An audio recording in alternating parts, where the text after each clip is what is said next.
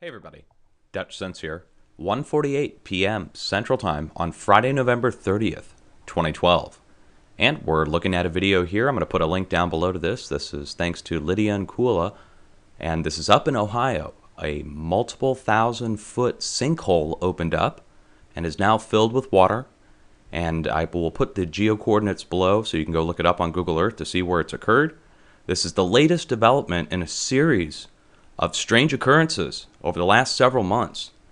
And for you guys to understand fully what's going on, I'm going to have to put several links down below for you guys to go catch up on all the sinkholes that are developed, specifically the large sinkholes like this one and the other sinkhole down in Bayou Corn, Louisiana. Now, over on my main YouTube page, I've got a link to all the Bayou Corn flyovers and site videos, as well as the Bayou Corn town hall meetings. I encourage you guys to go over and check those out.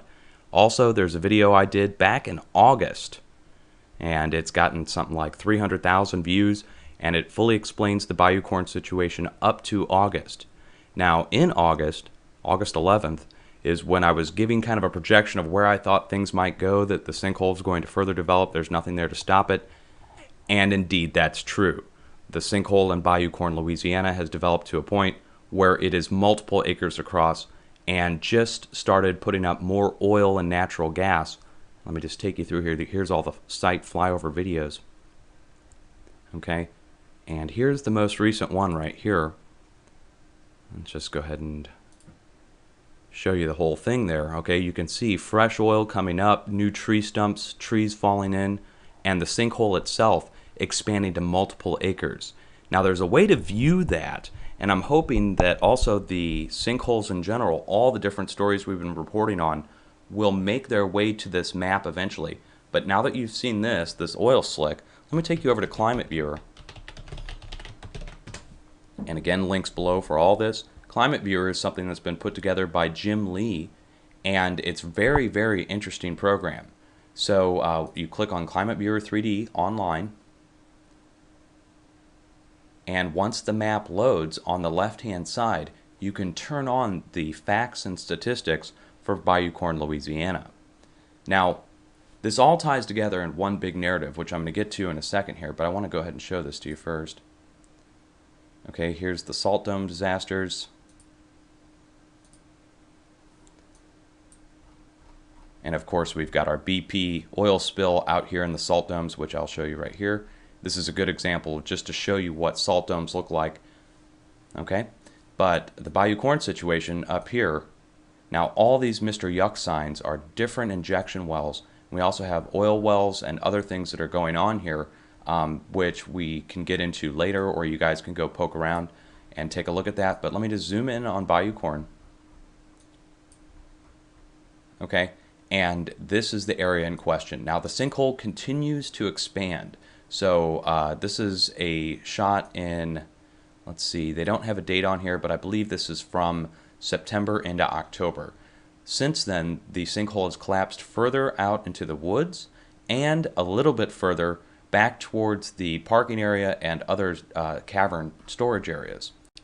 So here we go. You can see all the different oil wells are marked in black, the injection wells with the Mr. Yuck signs, and the water wells with the wavy symbols. Now you will see the white lines. Okay, these white lines basically indicate the salt dome complex itself. And let me go ahead and turn off the range rings here. And you can see the whole complex itself spans multiple miles and roughly a couple dozen injection sites and several oil wells. Now the whole area is being pushed up from underneath. And I'll put a link down below for that so you guys can go research this as well. But that's per the official word that it's come up over 65 feet in the last 4 months from underneath. So that's a huge amount of movement to be pressing up from underneath. We have crude oil, which is natural oil, and natural gas, methane, also being forced up through the cracks and crevices, coming out in the rivers, coming out in the bayou, all around. We have bubble sites that have been reported multiple miles away, people with tap water burning multiple miles away, and that's just the tip of the iceberg when it comes to what's going on down here. Now, to understand the whole thing, what's going on, why is this happening?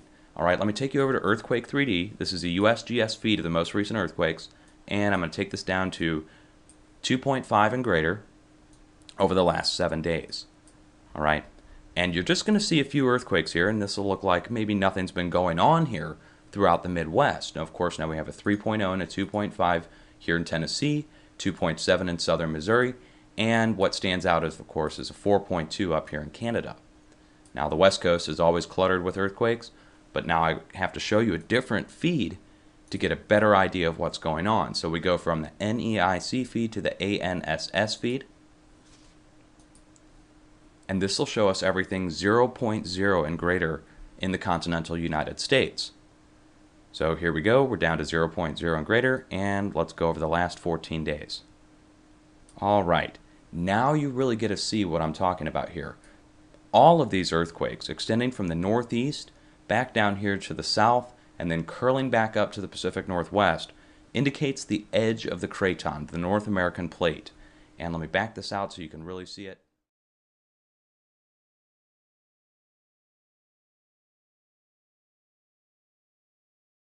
All right, all of those earthquakes show that the plate itself is being displaced. And the reason it's being displaced is due to an extraordinary amount of movement occurring on the West Pacific. Now, to show that to you, let me just take you over. All right, when you see all of these earthquakes over here, scientists have told us now, we confirmed, that the Indo-Australian plate is breaking apart. Parts are rising, parts are settling, and the amount of movement that's happening off of that, again, this is just the last 14 days, and let me take it to 5.0 and greater just so you can see the large earthquakes only. All right, there we go, 5.0 and greater. When you look at that, that's huge.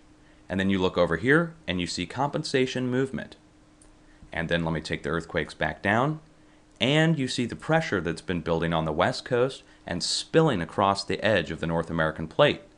Now, unfortunately, when you look at the areas in question that are having the sinkholes, such as Bayou Corn, Louisiana, or up in Ohio, all of those areas fall right upon the edge, the deformed edge of the North American plate.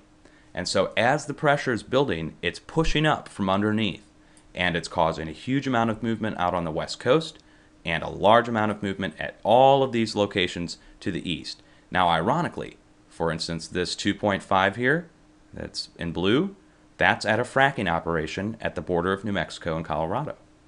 And then you come in here and you look at the earthquakes that have happened in Oklahoma.